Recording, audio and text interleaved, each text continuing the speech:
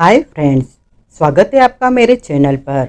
आज हम सुनेंगे सुरेंद्र मोहन पाठक द्वारा लिखा गया सुनील सीरीज का मज़ेदार उपन्यास भक्षक का part 9। Please like share subscribe my channel. Kasniwal साहब है कहाँ? फिर वो बोली, आपको नहीं मालूम? सुनील की भवें उठी। नहीं, मुझे तो ये भी तुम्हारे बताए ही पता लगा कि वो नागशोर में बसे हुए हैं। आपको उनके हालिया करतब की कोई खबर नहीं? कौन सा हालिया करतब? उन्होंने पड़ोसी के यहाँ से अपनी बीवी को रिक्लेम कर लिया है। क्या? और उसके साथ गायब हो गए हैं। बीबी पीछे राठी के लिए चिट्ठी छोड़ गई है कि वो हमेशा के लिए वहाँ से जा रही है। कमाल है। इसे कहते हैं रमाकांत बूला। सुबह का बूला 1 साल में घर आ जाए तो बूला नहीं कहलाता। अब हम चलते हैं, सुनील बोला। पेनोरमा पहुंचकर फ़ोन करना न भूलना। एक बात बता के जाओ, वो यज्ञभाव से बोली। पूछिए। तुम मुझे खामोश रहने की राय दे रहे हो। आप पर मेरी राय मानने की कोई बंदिश नहीं है। अब जिससे चाहे, जो कोई भी आपको पसंद हो, जिस किसी पर भी आपको एक अजनबी से ज़्यादा एतबार हो, राय हासिल कर सकती हैं। अरे मेरी बात तो सुनो। भाई मेरा वो मतलब नहीं था। तो क्या मतलब था? तुम मुझे खामोश रहने की राय दे रहे हो। मैं ये कहना चाहती थी कि अगर मैं सच में किसी पुलिस के पचड़े में फंसने वाली हूँ तो क्या मेरी खामोशी मेरे खिलाफ नहीं जाएगी? जाएगी, लेकिन अगर आप बेगुनाह हैं तो वो वक्ती मुखालफत होगी, वक्ती जहमत होगी। मैं बेगुनाह हूँ? फिर क्या बात है। आप फौरन यहाँ से कूच कर जाएंगी तो पुलिस को आप तक पहुँचने में टाइम लगेगा। लेकिन पुलिस पहुँचेगी ज़रूर। देर सवेर ज़रूर पहुँचेगी। तब तक सोचने का आपके पास टाइम है। दिल खामोश रहने की गवाही न दे, वकील खामोश रहने की तस्दीक न करे, तो जो जी में आए करना। नमस्ते। दोनों वहाँ से बाहर निकल गए। उनके पीछे दरवाज़ा बंद हो गया। तो इस फिराक में है तू? गलियारे में रमाकांत बोला। किस फिराक में हूँ? सुनील मुस्कुराता हुआ बोला। उस औरत को बेगुनाह साबित करना चाहता है। कासनीवाल के खातिर उस शख्स ने पता नहीं कितने अरमान से इसे अपना वारिस बनाया है। वारिस का कत्ल के इल्ज़ाम में गिरफ्तार होना उसे अच्छा लगेगा। अगर ये औरत कातिल है तो उसके लिए वारिस बदलना ही दानिशमंदी होगी। क्या पता वो ऐसा ही करे, जमजम करे। इस सिलसिले में और जो भी होना ज़रूरी है उसे करने दे। तू क्यों ख्वाजा का अगवा डड्डू बनता है? क्योंकि मुझे लगता है कि जब वो प्रकट होगा तब भी हम ही से दरख्वास्त करेगा कि हम इस औरत के लिए कुछ करें। कैसे लगता है? मेरा दिल गवाही देता है। दिल गवाही देता है। कहता है दिल गवाही देता है। तेरा दिल हमेशा वाहियात गवाहियाँ देता है। सुनील हंसा।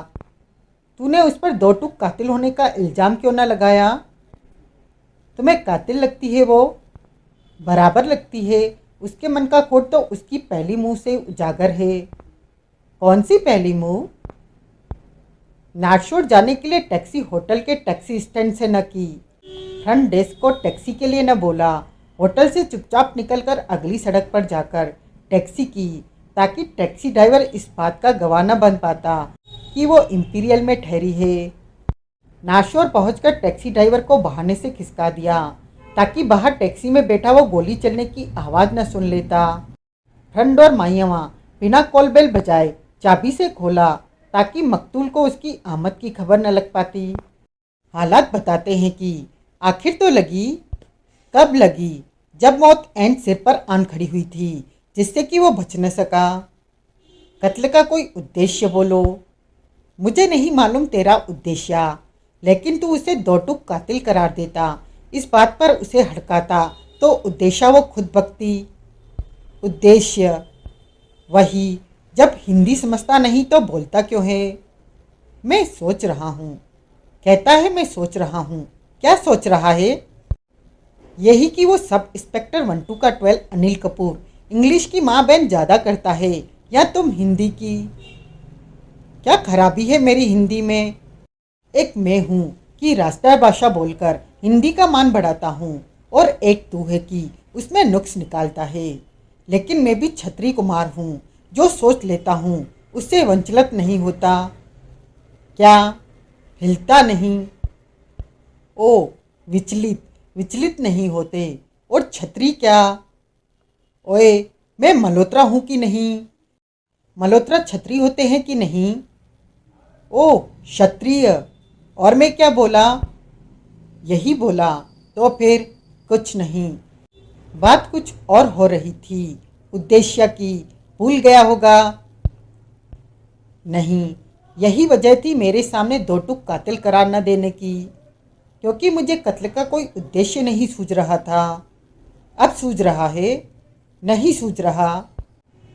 वैसे बड़ा सियाना बनता है। तेरे को एहसास है कि गिरफ्तार होने के बाद अगर वो खामोश न रह सकी और पुलिस को उसने ये बयान दिया कि तूने उसे खामोश रहने की पट्टी पढ़ाई थी, तो पुलिस तेरी क्या गत बनाएगी? हे, तभी तो मैंने उसे वकील से मशवरा करने की राय दी। वकील ने उसे तेरे वाली सलाह न दी तो? वकील चटर्जी एंड मुखर्जी से होगा। मेरे खातिर चटर्जी साहब उसे समझा के रखेंगे कि ये सलाह उसने ज़रूर देनी है। वकील को तेरी खातिर से इत्तेफाक न हुआ तो वो जो माकूल राय समझेगा देगा। बल्ले भाई, पहले आबेल मार जैसे काम करता है, फिर उसमें पर्दादारी की जुगत सोचता है। अब छोड़ो वो किस्सा। क्यों? इस किस्से से तुझे तकलीफ होती है? नहीं। तो मैं कुछ कहना चाहता हूँ। क्या? नहीं, पहले मैं कुछ कहना चाहता हूँ। कहो। तू मुझे तो बतौर ड्राइवर ही साथ लाया था ना? नहीं, वहाँ रोल था। क्या रोल था? चार मीनार का धुआं छोड़ना था। अरे नहीं वड्डे बापा जी, उस औरत के दर्शन करने थे। दर्शन करने थे? वो ऐश्वर्या राय है। रमाकांत, उसे देखे बिना तुझे उसकी उम्र का, उसके कद काठ का, उसकी शक्ल सूरत का मुनासिब अंदाज़ा नहीं हो सकता था? क्यों करना था मुझे वो अंदाज़ा? क्योंकि तुमने एक वैसी लड़की तलाश करनी है। कैसी लड़की तलाश करनी है?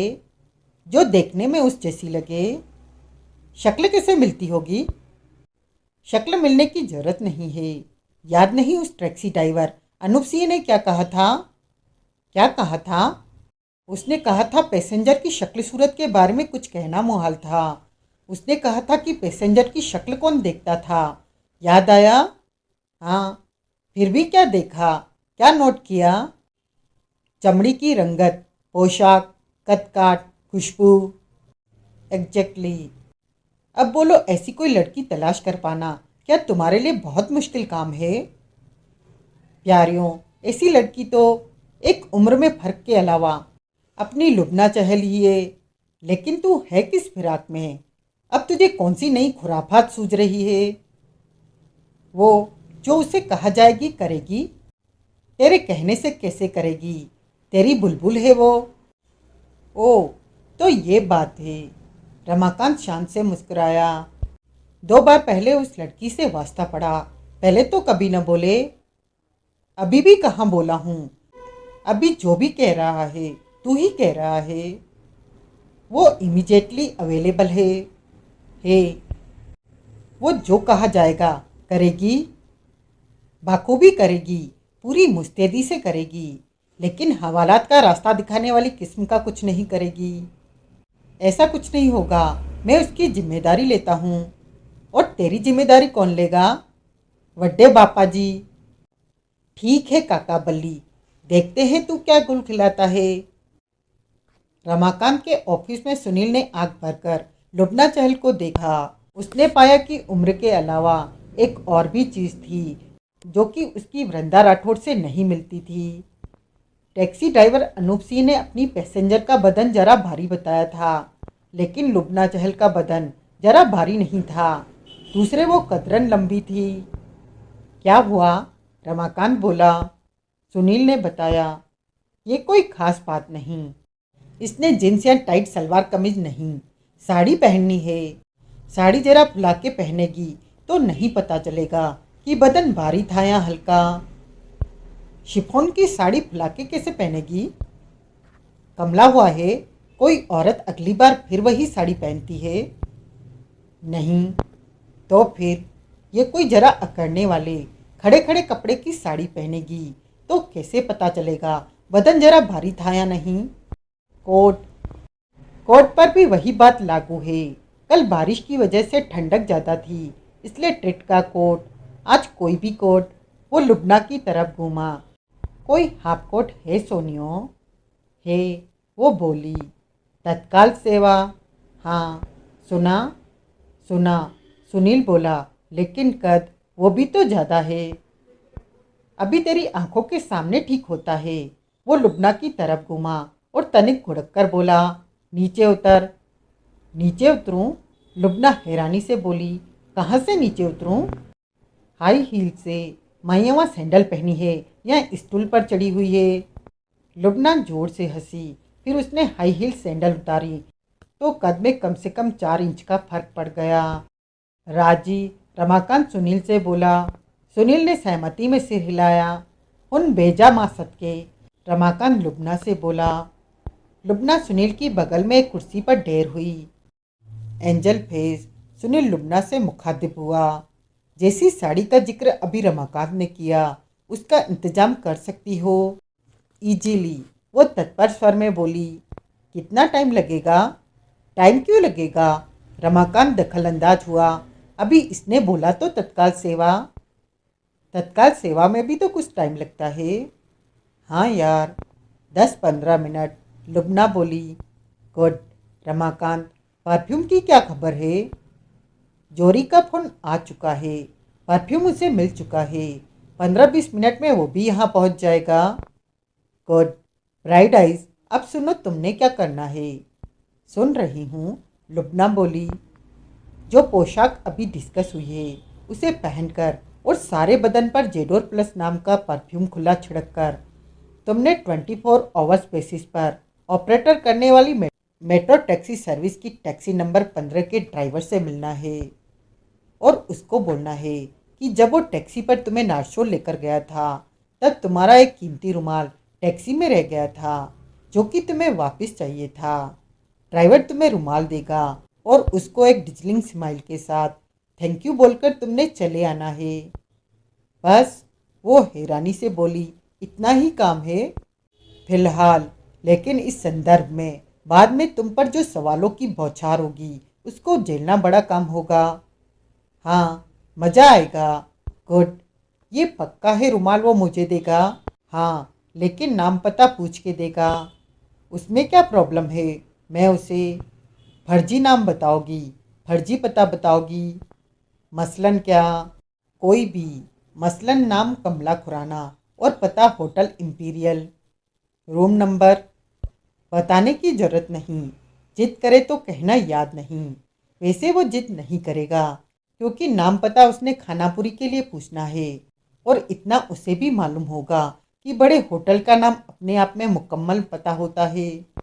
ठीक। और उस टैक्सी ड्राइवर से बात करने के लिए तुम्हें एक खास लहजा इख्तियार करना होगा। कैसा? तीखा, तेज, फटाफट। मसलन यूं, उसने बोलकर दिखाया। ये तीखा है, तेज है, लेकिन फटाफट नहीं है। फटाफट से मतलब है कि जैसे कि एक लफ्ज की पूछ से दूसरा जुड़ा हो। यूं। जो फिक्रे लुबना ने बोले थे वही सुनील ने उसे बोलकर दिखाए। तब लुबना ने बिल्कुल सही बोलकर दिखाया। गुड। याद रख सकोगी कि ऐसे ही बोलना है? हाँ, इजीली, नो प्रॉब्लम। मैं तुम्हें यकीन दिलाता हूँ कि तुम्हारे साथ कोई पंगा बखेड़ा नहीं होगा। होगा तो मैं। होता हो तो हो। ये, उसने रमाकांत की तरफ इशारा किया। किस लिए बैठे हैं? दिलेर लड़की हो। शागिर्द किसकी है? रमाकांत शान से बोला। ऊपर से ब्रिगेडियर की बेटी है। अच्छा? हाँ। तो मैं उठ के सल्यूट मारूं? बैठा रहा आराम करके। मैंने ब्रिगेडियर की बेटी कहा है, ब्रिगेडियर नहीं कहा। सुनील हंसा। अब ये बताइए, लुबना बोली, कि वो टैक्सी वाला मुझे मिलेगा कैसे और कहाँ?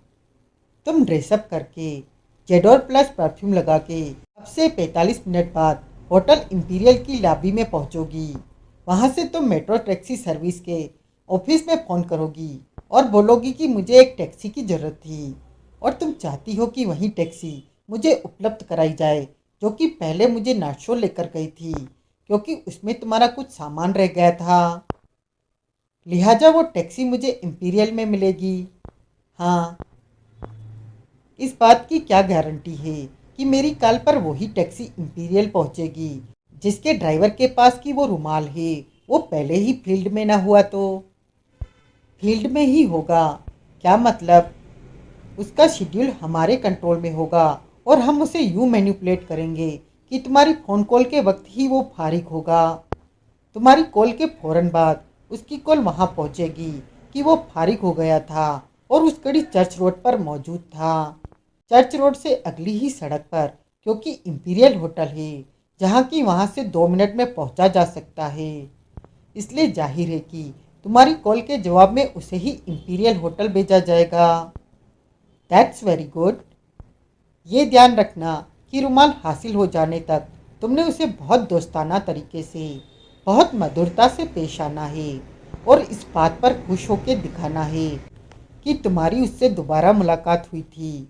वो नौजवान लड़का है जो इसी बात से खुश हो जाएगा कि इतनी शानदार लड़की दोबारा मिली थी तो इतने बढ़िया तरीके से पेश आ रही थी। मैं, वो मुदित मन से बोली। शानदार और जानदार, रमाकांत बोला। एन बल्ले बल्ले, वो हंसी। तुम्हारा वो एटीट्यूड अडॉप्ट करने से ये होगा कि वो तुम्हारी तरफ बहुत ज़्यादा तवज्जो नहीं देगा। वो सब मैं हैंडल कर लूँगी। अब आप ये बताइए कि रुमाल मिल जाने के बाद मुझे क्या करना होगा? रुमाल के साथ यहाँ मेरे पास लौटना होगा। अब तब भी यहाँ होंगे? हाँ, तभी जौहरी वहाँ पहुँचा। उसने परफ्यूम की शीशी रमाकांत और सुनील के बीच मेज पर रख दी। सुनील ने शीशी उठाकर उसका मुआयना किया, खोलकर तसल्ली की कि वो वही परफ्यूम था जो उसने रुमाल पर से सूंघा था, और फिर शीशी लुबना को थमा दी। फिर उसने लुबना के सामने जौहरी को समझाया कि उसने अनूप सिंह की टैक्सी को कब तक पास रखना था और लुबना के सिग्नल मिलने के बाद कहाँ छोड़ना था। सिग्नल क्यों कर, एसएमएस के जरिए। फिर लुबना और जौहरी अपनी अपनी राह लगने को वहाँ से रुखसत हो गए। पीछे दोनों ने अपने अपने ब्रांड के सिगरेट सुलगाए। प्यारियो, रमाकांत बोला, एक बात है जिस पर समझ में नहीं आ रहा कि हैरान हूँ या फिक्रमंद। कौन सी बात? तू एक नाशुक्रे काम पर रात खोटी कर रहा है। हाँ यार, लेकिन तुम भी तो। अरे, मेरे को तो आदत है, इसी वजह से तो मैं सुबह हमेशा दोपहर बाद सोकर उठता हूँ। लेकिन तू ठहरा मुलाजिम, तेरे को तो सवेरे अपने दफ्तर में जाकर हाजिरी लगानी होगी या नहीं लगानी होगी? घिस रहे हो? नहीं भाई, मुलाजिम होने की तेरी मजबूरियों पर तबसरा कर रहा हूँ। मैं ऐसा करता हूँ, नौकरी छोड़ देता हूँ और मेरीना बीच पर बेलपुरी की रेहड़ी लगा लेता हूँ। फिर तो मैं अपने धंधे का अब मालिक होऊंगा, मुलाजिम नहीं रहूँगा। बस यही एक काम है काका बल्ली जो तू नहीं कर सकता। अखबार की नौकरी नहीं छोड़ सकता। तेरी रगों में तो खून की जगह प्रिंट्स इंक बहती है। तू कैसे ब्लास्ट की नौकरी छोड़ सकता है? जब जानते हो तो मेरी मजबूरी पर फिक्रमंद होने का क्या मतलब? कोई मतलब नहीं। तो कहा क्यों? टाइम पास किया। कूट तो तू और न लगाएगा न लगाने देगा। ताश भी क्या खेलेगा? टाइम पास हो तो कैसे हो? कुछ खाने को मंगाओ। क्या? कुछ हल्का सा। Omelette, sandwich, soup. सूप और सैंडविच। रमाकांत ने फ़ोन पर चिकन सैंडविच और चिकन सूप का ऑर्डर दिया। प्यारियो, वो इस बार संजीदगी से बोला, मेरे को एक बात और भी सूझी है जो कि हैरानी है कि पहले क्यों नहीं सूझी। कौन सी बात? कासनीवाल की चिट्ठी की, जिसके साथ उसने 50,000 धमड़ा नत्थी करके भेजा था। आखिरी लाइन याद कर। आखिरी लाइन नहीं याद आ रही। एक ही लाइन थी, स धन्यवाद। ये लाइन हुई। एक लफ्ज लाइन होता है। होता है। दफा हो जा। खामखा अभी तो सूप और सैंडविच। या मेरी बात में मीन मेक निकाल ले या उसे सुन ले। सॉरी, सुनाओ। आखिरी लाइन थी, अब मुझे मालूम है कि गाय क्यों रंभाती है। हाँ, लिखा तो था इसने ऐसा। क्या मालूम है उसे? और जो मालूम है वो उसने चिट्ठी में क्यों न लिखा? हमें भी तो इस बात का सस्पेंस था। हमारा सस्पेंस दूर करने के लिए ही लिखता। मिलेगा तो पूछेंगे कि क्यों न लिखा। मिलेगा, कभी तो मिलेगा। वैसे सस्पेंस वाली बात तुमने एन दुरुस्त कही। ये लाख रुपए का सवाल है कि गाय रंबाती थी या नहीं रंबाती थी। रंबाती थी तो क्यों रंबाती थी? वो बात तो अब क्लियर हो चुकी है। उसका बछड़ा मर गया था। इतनी सी बात चिट्ठी में जिक्र के काबिल क्यों कर हो गई? हो गई तो एक लाइन में ही लिख देता कि उसका बछड़ा मर गया था। उसने उस बात को यूं क्यों लिखा, जैसे कि उस पर कोई बहुत बड़ा राज उजागर हो गया हो? क्यों लिखा? मैं तेरे वाला ही जवाब तुझे देता हूँ। मिलेगा तो पूछेंगे। एक वेटर सूप और सैंडविच के साथ वहां पहुंचा और उन्हें सर्व करके वहां से चला गया। तभी फोन बजा। पहले पहला, थोड़ी देर बाद दूसरा और बीच बीच में मोबाइल। रमाकांत इतनी देर फोन पर व्यस्त रहा कि उस दौरान सुनील ने अपना सूप और सैंडविच दोनों खत्म कर लिए। रमाकांत के फारिग होने पर उसका सूप ठंडा हो चुका था, जिसे उसने परे धकेल दिया और सैंडविच उसने उठाकर खानी शुरू कर दी। इतनी कॉल सुनी? सुनील बोला। सब प्राइवेट थी? एक भी प्राइवेट नहीं थी। तेरे हुक्म पर जो प्राइवेट डिटेक्टिव एजेंसी मैंने इंगेज की हुई है, उसके ऑपरेटरों के फ़ोन थे। कोई जिक्र के काबिल बात है ना? तो बताते क्यों नहीं? मेरी अर्जी लगाने का इंतज़ार कर रहे हो? ओए नहीं, ओए, सैंडविच खत्म होने का इंतज़ार कर रहा हूँ। खैर सुन, पहली बात तो उस सफ़ेद इंडिका के बाबत है जिस पर सवार होकर राठी की हाउसकीपर स्याली सूद नाटशोर से रुखसत हुई थी। RJP 4D7748। वही। न्यूज ये है कि व्हीकल रजिस्ट्रेशन के कंप्यूटराइज रिकॉर्ड से उस कार के मालिक का पता चल गया है और ये भी पता लग गया है कि वो भूतनीदा की बला है। वो इंडिका का मालिक ही है या कार चलाता वही नाटशोर पहुंचा था। वही पहुंचा था। उसका नाम प्रवीण दीक्षित है। प्लेबॉय है, गैम्बलर है, एक बार गिरफ्तार हो चुका है। इस वजह से उसका पुलिस रिकॉर्ड है, जिसकी वजह से कि उसकी बाबत जानना आसान हुआ है। गिरफ्तार क्यों हुआ था? घड़ियों की स्मगलिंग करता बताया गया था। साबित हुआ था? नहीं। यानी कि सज़ा नहीं हुई थी। सज़ा कहाँ से होती? पुलिस ने कोर्ट में केस डाला ही नहीं था, पहले ही उसे रिहा कर दिया था। रिश्वत का कमाल होगा। हो सकता है। पैसा खाकर किसी के खिलाफ केस कमज़ोर कर देना या खारिजी कर देना पुलिस का स्टाइल ऑफ फंक्शनिंग जो बन गया है। बहरहाल कल शाम 5:45 स्याली सूद जिस शख्स के साथ उसकी कार पर नाशोर से गई थी, वो प्रवीण दीक्षित नाम का एक संदिग्ध चरित्र वाला नौजवान था। हाँ। कहाँ पाया जाता है?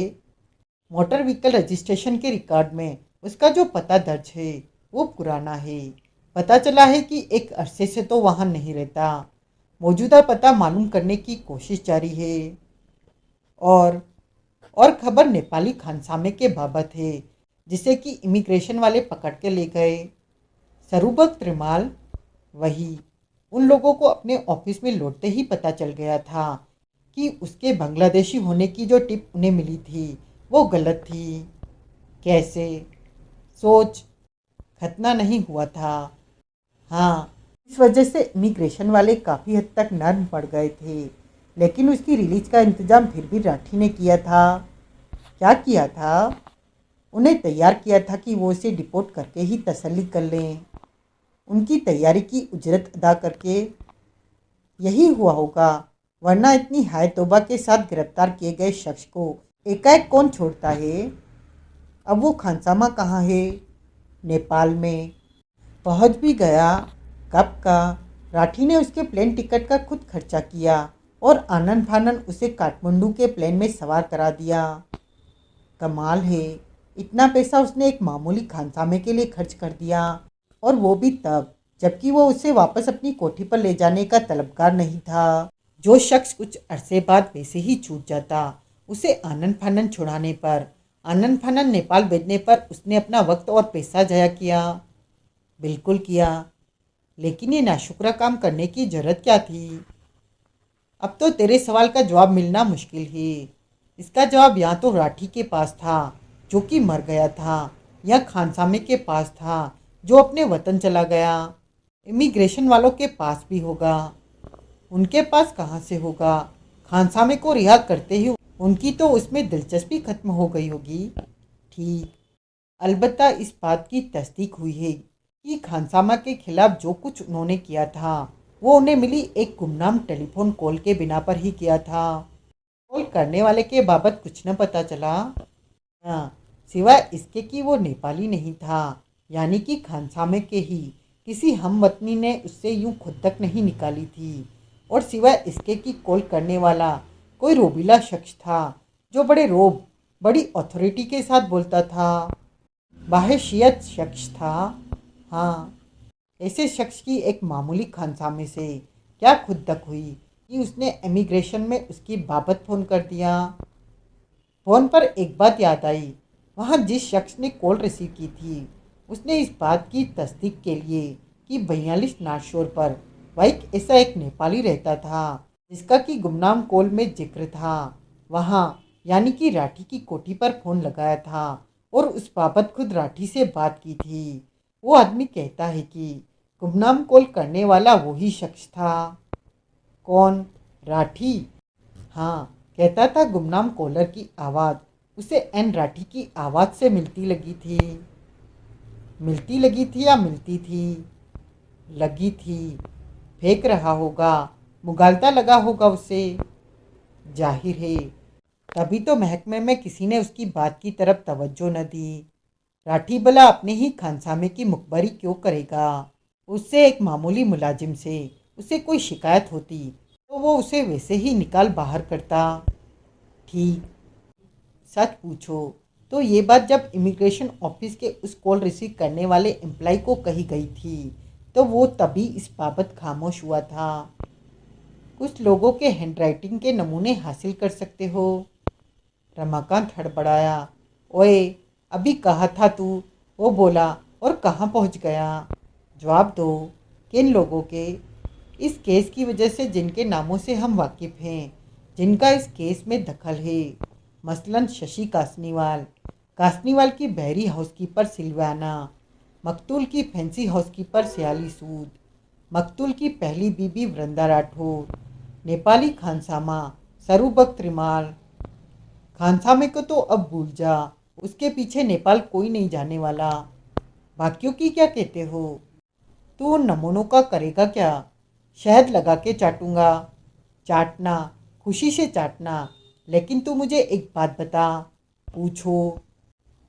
वृंदा राठौर तेरे सामने थी, तेरे से दब रही थी, तेरी हर बात को सिर माथे रख रही थी, तब तुझे न सूझा कि तुझे उसकी हैंडराइटिंग के नमूने की जरूरत थी? तब नहीं सूझा ना? तू नमूना उससे मांगता तो वो इनकार कर देती।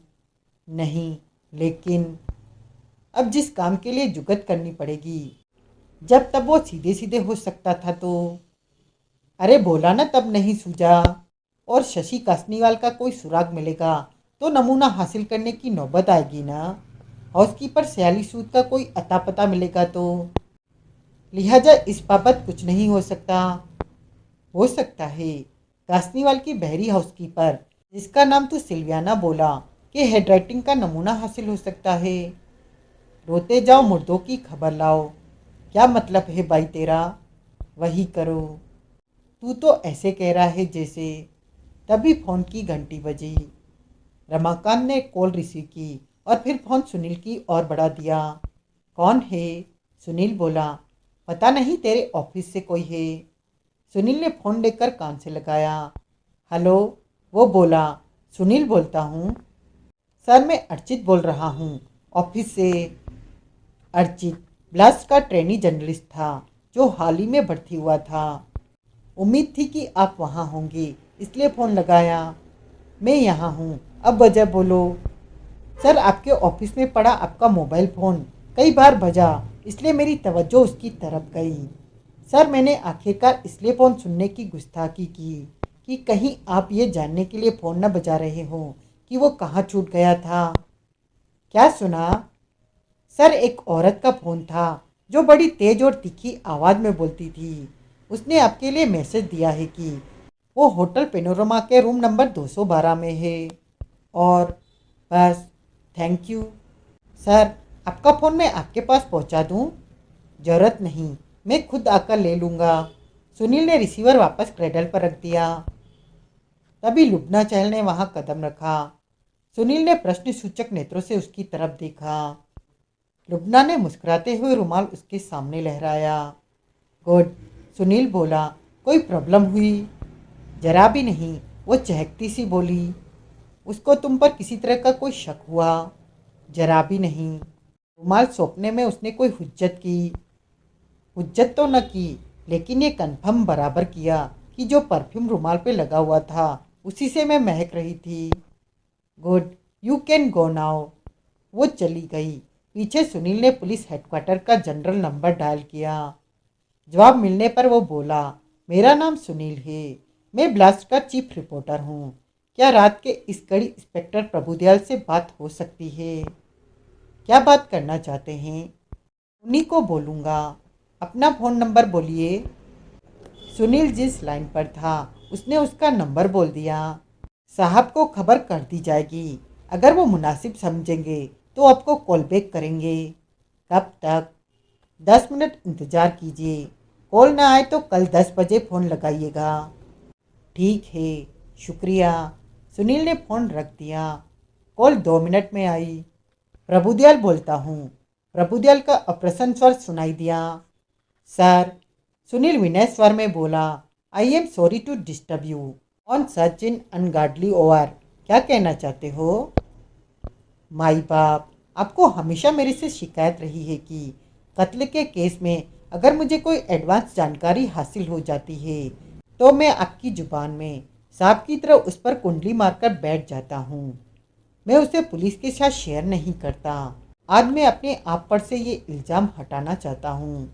इसलिए देख लीजिए, अपनी जानकारी आपसे शेयर करने के लिए मैंने सुबह होने का भी इंतज़ार नहीं किया। आपकी नाराज़गी मोल लेने का खतरा उठाकर आपको फ़ौरन फ़ोन लगाया। क्या जानकारी हासिल की है? जानकारी मेट्रो टैक्सी सर्विस की 15 नंबर टैक्सी के बाबत है, जो कि शाम 7 बजे के करीब एक औरत को नार्थ शोर मकतूल नंदन लाठी की कोठी पर लेकर गई थी। वो औरत 15-20 मिनट वहाँ ठहरी थी और फिर उसी टैक्सी पर वापस लौट गई थी। टैक्सी में उस औरत का एक कीमती सोने की तार की कढ़ाई वाला रेशमी रुमाल छूट गया था, जो कि इस वक्त मेरे पास है। तुम्हारे पास है? जी हाँ। तुम्हारे पास क्यों कर पहुँच गया वो? ये मेरा एक पत्रकार का प्रोफेशनल सीक्रेट है, जिसे आप जानते हैं कि मैं उजागर नहीं कर सकता। लेकिन अपनी गुडविल के सबूत के तौर पर वो रुमाल मैं आपको सौंपना चाहता हूँ। हुक्म फरमाइए कि वो रुमाल मैं आपके पास पहुँचाऊँ या आप किसी को उसे कलेक्ट करने के लिए मेरे पास भेजेंगे? अभी रुमाल की ही बात करो तो वो टैक्सी में छूट गया था। जी हाँ। टैक्सी ड्राइवर को इस बात की खबर लगी थी। जी हाँ, लेकिन पैसेंजर के रुखसत हो जाने के बाद लगी थी, इसलिए वो रुमाल उसे लौटा नहीं सकता था। इसलिए तुम्हें लौटा दिया? इसलिए नहीं सर, और मुझे न लौटा दिया, यूँ कहिए कि मैंने किसी तरह से उसे हासिल कर लिया। किस तरह से, ये मैं आपको नहीं बता सकता। A journalist never release is sorts of news. रुमाल न्यूज़ है। हो सकता है। क्यों हो सकता है? क्योंकि वो सबूत हो सकता है, और इसी वजह से मैं रुमाल आपको सौंपना चाहता हूँ, फ़ौरन सौंपना चाहता हूँ। किस बात का सबूत हो सकता है? राठी के कत्ल के केस से ताल्लुक़ रखती किसी बात का, जिसकी कि आप तफ्तीश कर रहे हैं और जिसे मैं ब्लास्ट के लिए कवर कर रहा हूँ। वो औरत कातिल हो सकती है जिसका कि वो रुमाल था और जो टैक्सी पर नारशोर पहुंची थी। मैं कैसे कह सकता हूँ? उसके वहाँ पहुँचने का टाइम कत्ल के टाइम से मैच करता है। कौन है वो औरत? मुझे नहीं मालूम। टैक्सी ड्राइवर को मालूम होगा, उसी से पूछिए। कुछ क्षण खामोशी रही। हेलो, सुनील बोला। लाइन पर है जनाब। रिपोर्टर साहब, रात के इस घड़ी अगर तुम मुझे अपनी कोई सुनीलन पुड़िया सरकाने की कोशिश कर रहे हो तो खता खाओगे। सरकार को पुड़िया सरकाने की मेरी मजाल नहीं हो सकती। मैं इत्तेफाक से इस वक्त हेडक्वार्टर में ही हूँ और इस वक्त अपने ऑफिस में मौजूद हूँ। वो रुमाल अभी मेरे पास पहुँच जाए। ऐसा ही होगा जनाब। सुनील ने संबंध विच्छेद कर दिया। उसने सिर उठाया तो पाया रमाकांत उसे घूर रहा था। क्या हुआ? वो बोला। घूर क्यों रहे हो? किस फिराक में है तू? किस फिराक में हूँ? सुनील तनिक विनोदपूर्ण स्वर में बोला। आज की कहानी बस यहीं तक। कहानी का अगला भाग जानने के लिए बने रहें मेरे साथ। अगर यह नावल आपको पसंद आया हो तो please like share subscribe my channel.